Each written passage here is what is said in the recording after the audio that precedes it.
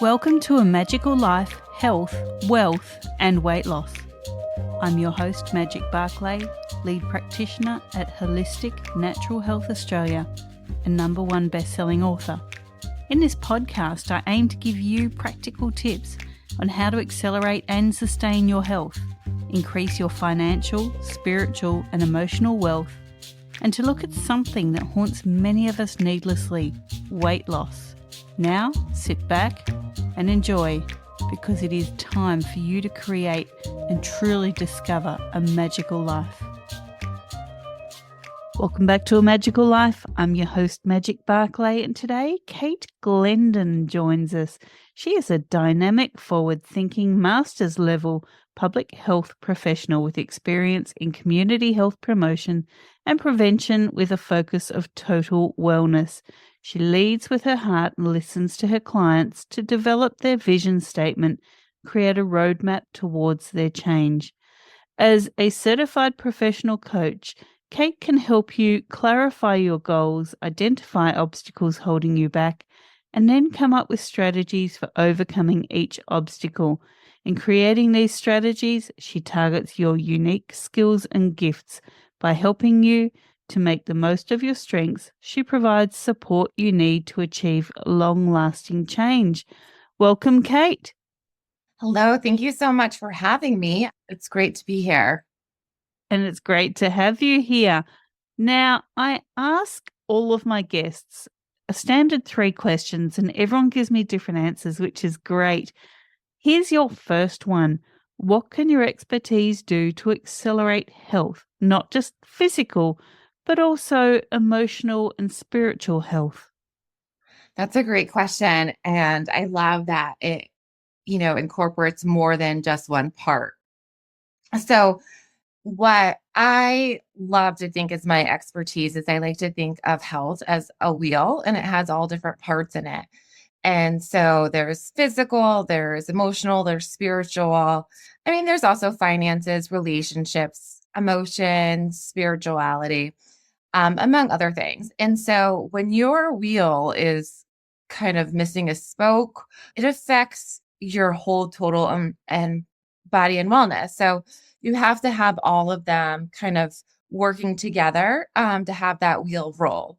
So first, we want to start kind of what I do with my clients is we work on their mind and kind of what's blocking them from different things that may be affecting their health, whether it be physical, emotional, or spiritual. And so that's how we kind of work. We work with the brain first because the brain controls everything. And so sometimes it's about reframing situations, working through thoughts that may not be serving them anymore, or what is keeping them stuck. And, kind of what do they desire so that we can work on whatever piece of health that is needed to get to their ultimate goal. So some clients may want to be working on developing a business, or they're so stressed and burnt out from developing that business, they're experiencing, physical health, emotional health, everything is affecting them. So we kind of go work down and see into the brain about talking about how stress is affecting them and going into why they feel the need to always be at work, or how can they better balance their life. Something's not working correctly. And so we go in and we work with them to help them bring that out. And what are their pain points that are keeping them up at night, that are ultimately affecting their whole wellness wheel. And we get to work right there. Sounds great. Now, we talk about wealth here as well, and you did just mention that. People think wealth is just the financial, just what is in your bank balance. And to an extent it can be, but it can also be personal and emotional wealth. And I have actually titled this podcast Self-Care, Setting Boundaries and Creating Balance. I think the work-life balance is often missing, but so is the self-care balance. And we can be quite unwealthy if we don't care for ourselves. So what are your top 3 tips to creating wealth? So wealth is not only related to money, but it's about wealth of yourself. So if you're not taking care of yourself, how can you create wealth? and what does wealth mean to you? Does wealth mean having enough money in the bank to pay your bills every week? Or is wealth, having a lot of money, but maybe being too afraid to use it, or having a lot of money and taking a risk and paying off debt? But you can't do that unless you're taking care of yourself, and you have to take time out. And the word, I'm too busy to take care of myself. I'm too busy to take a day off. I have to create, whatever you need to create a business that, take time for your family. That is a term that we do not use. It's not a term I will allow when working with clients, because no one's ever too busy. If you're too busy, you're not managing your time correctly. And that's where we're going to start. Because if you are not well, your wealth is off, and that will affect everything. So back to your question about, 3 tips for creating wealth. Well, first, you look at everything as baseline. How do you feel? Are you even afraid of wealth or money or finances? What are your beliefs about that? Let's create abundance and gratitude. And what would balance look like in your life to create that wealth? Because we want to create wealth without creating more stress, which is ultimately going to affect the body. And there seems to be something off when we talk about wealth, that the people who have wealth are always working, working, working. It's not that. It's that they take action towards their goals and get the results that they need, rather staying stuck. And so you can create balance and take self-care for yourself by taking time out and just having those moments of quiet and solitude for you to really frame out what's important to you, so that in your calendar, you're building in for days off. You're planning ahead. You know how much money you have in your bank account and what you need to come in. And what do you define as wealth? Some people get to a number if you're thinking finances, and that's still not enough for them. So find out what wealth is. Is wealth health? Is it having a healthy working lifestyle, or is it something else? I think, having wealth, I mean, I would say I have great wealth. I feel like I have great self-care. I have a job. I have a roof over my head. And here I am talking to you today. But that could be, I don't have a boat yet or a second home yet. So there's still wealth to be built. But right now I'm happy, but I know what I need to do to get to the next step. So what is your plan for your wealth? And I think people overlook that. They just think that wealth is maybe something is not for them, or just comes naturally to other people, but everyone has to work for it, and it's your desires and goals and your dreams. But a lot of times people don't have these. So, they're okay with the normal mundane routine of working. I have a job, that's great, but they never get to that next step or have that next realization that there's more to life out there. They just have to choose to want it. And sometimes that's hard for people. So wealth is so abundant, and it can mean so many different things. But going back to work-life balance and self-care, and just create, if you don't have that, I don't know if you could ever have wealth. Exactly.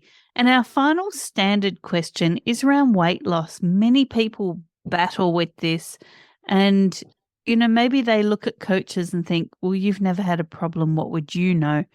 Have you ever battled your weight? If so, how did you win the war? And how can you help people who may be on this roller coaster? I love this question so much because, yes, I'm on this roller coaster. I've been up and down it since I was a child. Growing up with people around me always dieting, to date myself, Weight Watchers, Jenny Craig, Nutrisystem was all over commercials. And everyone was trying it. Like you were supposed to have this perfect body. That was the decade. And I didn't have that. I was just a chubby child, and I had very skinny friends, and I played sports. I loved food, but I was always very insecure, always wanting more, always trying some sort of weird diet, eliminating food, trying, Weight Watchers, doing everything possibly, staying up late researching it. I knew a little bit from my just from my own, and then I went into looking into it more as I went through a master's program in nutrition and learning how to work with diabetes. That like our mindset around weight is really the battle because we know what we need to do. Every diet works. It's the user that maybe gets to lose 10 pounds, but they never work on the behavior to the reason why they're battling with weight, whether it's eating too much or too little. And so it just is a repetitive cycle. And you're in this cycle until you realize that like the food doesn't own you, you own it, and you can choose to have whatever you want in balance. But balance is so hard for people because, we go on a diet and we eliminate everything so that sometimes we're bound to rebound because, I mean, no one can go a whole, their life without ice cream or a cookie. I mean, that's just really unrealistic to me. And that's not what I work with my clients on as our new program for Spring Forward is coming out for Spring Forward to your diet. And it's just super important that we learn how eating right is self-care for our body and for our systems, and that we need all the right different components, micros and minerals and vitamin to be our best selves. But I've gone up and down with my weight over at least 20 years, experiencing every kind, being diagnosed with a eating disorder, seeking therapy for it, avoiding trips and vacations or going out with friends because I was afraid of gaining weight from the calories and kind of just limiting my life. And it became all around food. And I just like couldn't take that anymore. I was becoming obsessed with it, counting it. And it took a long time. I had nutritionists. I would go on and off with them. And, I found a program where I could really just decide and design what I was eating each day. And it worked for me. And I have been able to keep off at least 30 pounds for 4 years now. And I am proud of that. It's still a struggle because I know how many calories are in everything. And so if I want to have a birthday cake on my birthday, it's still a struggle or still a struggle to see family members who should, be avoiding different foods because of heart-related issues to have them. But that's not my journey. And it took me a while to realize that or not get upset that other people can have French fries and not gain weight. But, it's all about reframing our thoughts and about our bodies and how food works for us. And that, it's a lifestyle, it's a journey. And we're going to have up and downs with our weight, and that's okay. But my trigger to lose it was I just didn't feel good. Like I didn't like how I felt. I was afraid, I was getting close to type 2 diabetes. I didn't want to be that person. And I felt like, how can I, go into the world of public health and not have good health and take care of myself and then expect other people to if I wasn't. So it was really kind of all embracing the lifestyle I wanted to live and live by design and not just by default of past eras of diets and eating whatever I wanted or binging or so forth. And, learning how to talk about your feelings because everything tastes the same after you have 3 bites. You don't need to eat the whole ice cream or the whole pizza after, it doesn't taste as good as the first bite. And I think when you think about that, like, and you think that, the cupcakes will always be there, you don't have to eat all of them right now. You could just have half is good, but it's hard, especially if you're younger or older, you want to go out of the house on dates or go out with friends. In the world that I live in, the culture it's all around food. Food is everywhere. And yes, food fuels us, but it's also fun and it's also gives us joy and it's special. And so it took a long time for me to realize that it's okay to deviate sometimes and to loosen the grip around the wheel. And I know what to do to make my body feel good and eat at top performance.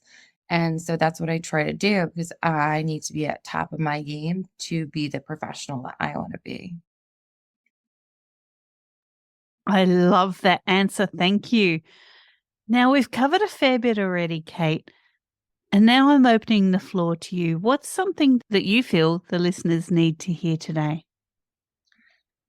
And that, I think it's super important based on everything that we talked today that you just kind of take a moment and just look at where you are right now in your life and focus on your accomplishments, but then also what else do you want to achieve? There's so much out there, and what is kind of the blockage to achieving it? And where are you getting stuck? And that's where I come in and help clients because I think that if you took away people's stress and that would improve their health. If you gave people a different outlook of being grateful and gratitude, and that only creates more abundance because what you're putting out to the universe always comes back to you, that wealth will come up in different areas. And when you work internally to have a mindset that is reframing things in a positive light, not always focusing on what we don't have, but what we do have is important, and that you need to set boundaries around, what's important for you, your family, and for work. Because if you don't, everything will creep into each other so that you won't have time for your self-care, your own needs. And you don't want that. You don't want everything meshing together because everything sometimes needs to be separated. And that's called balance and creating boundaries. And it's super important to have those because what we allow will continue. And if we don't like that, then we're just allowing the same results. So think about who you're surrounding yourself with.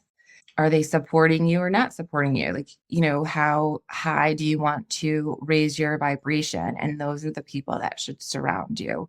So that's all a part of what I consider good mindset health as well, because you always want to be moving in a direction that's positive. And to be happy every day is really hard. I don't expect that of people. I just expect people to realize that it's okay and we move on. And how do we grow and how do we add value from what maybe mistake or fumble we go through in life? And that's what I'm here to help people realize. And I think it's super important to be compassionate to ourselves because we're not perfect, and just really kind of look at if something didn't go right, we'll just kind of talk it out, look at it from a different perspective instead of like shaming ourselves for it. And I think that also helps with our health because then we know we get rid of that guilt that we put in ourselves, that these expectations that limited us from living the life that we want. And you need to move your body and eat right for everything to work. And that's a huge part of it. And that is self-care. And so I hope people find time to do that. And I always try to tell people to like write, 3 things that made them happy that day, 3 things that if they didn't like how it went, they can pick their own ending to resolve it. And like adding in fun to your week. It's so important, like that you do something during the week that brings you joy. And you could plan it. It could be by yourself. It could be with friends, it could be family, it could be with anyone. And just not have to be related to anything, but something that you like that makes you happy. Because if your soul's happy, everything else shines a little bit brighter. So true. Now, something I found on my own journey was self-care was great to aim for, but I had a lack of sense of self. So I couldn't really achieve self-care without understanding what I stood for, what was important to me. So what can you offer the listeners around finding their sense of self? Finding your sense of self is hard because you're going inside and you're working on your inner self-care, your inner being, your confidence, your mindset, how you feel, the state of what you're in, your anxieties, your fears. And we have to start there because it's not easy to just start with something and have the courage to do it because sometimes we lack the confidence, but we have to look and see why we have this lack. Where does that come from? And how can we see, like, change it so you have a little bit confidence to get started? It's not, it's a process to peel back the layers of the onion to get to this sense of purpose and peace and hope, and how you need to do that. It's different for everyone. And you have to kind of describe sometimes, like, what would that look like for you? If you were to take yourself and be the person that you wish you could be, what would that person's self of purpose be, or sense of self be? How would that look for you? What would you want yours to be? And then kind of start taking actions to that. So if you wanted to be a person who is confident and knew their sense of being, what are some little things that you could do each day to help get you there? And sometimes it's just like writing nice notes to yourself to build yourself up, or writing out emotions that you're feeling or things that have been said to you and crossing them out because they're not necessarily true. They don't serve you. So it's let the past be the past. It can't be undone, but you can have control over the present and future. And if you want to do that, then you have to start on your inner self. And that's where you find your sense of purpose and self. And that's also a program that we offer in Glendon coaching, because the inner strength comes, the faster recovery comes, the faster you get to your goal. I love that. Thank you so much. Now, just looking forward in the world of coaching, I know, the past few years have changed how we often coach. There's less face-to-face, there's more online. Do you have programs that you run for people who may be in different places in the world that can work with you? Yeah, so everything that I offer is done virtually. So it doesn't matter where you live. We can do a Zoom meeting. We run group programs as well as individual. We have a personal Facebook group for people to get advice and support each other. On our website, we have a free complimentary session to see if this is a right fit and what you want to work on glendoncoaching.com. But our programs are 45 minutes virtually every week, and they have access to me at least once to twice a week, using whatever type of platform they use, whether it's Telegram or another. So they can get support each week in additional to their meetings to keep them on track, to help them with the challenges that come and as they get deeper into their work. So starting soon will be our individual and group spring forward weight loss group, which are different depending on what you works best. Some people do better in group settings rather than one-on-one. And then we have Becoming Her, which is getting down to finding the person that you want to be and what that person will look like. So it doesn't matter where you live. It's just a time zone of calendar scheduling, and that's easy enough to do. So I'm thankful that the world has these abilities to meet anyone and coach anyone all over the world. Some fantastic offers there. And that website is www.glendoncoaching.com. Kate, thanks for joining us today. Thank you. It was so great to be here. And listeners, thank you for your time. Go forth and create your magical life. Thanks for listening today. Please subscribe to hear future episodes, leave a review, and share this podcast. Drop us a line at A Magical Life Podcast on Facebook and let me know what you would like to know more about. You can find us on Instagram at Holistic Natural Health, that's holistic with a W, or at www.holisticnaturalhealth.com.au. That's where you'll access all sorts of articles, freebies, and more.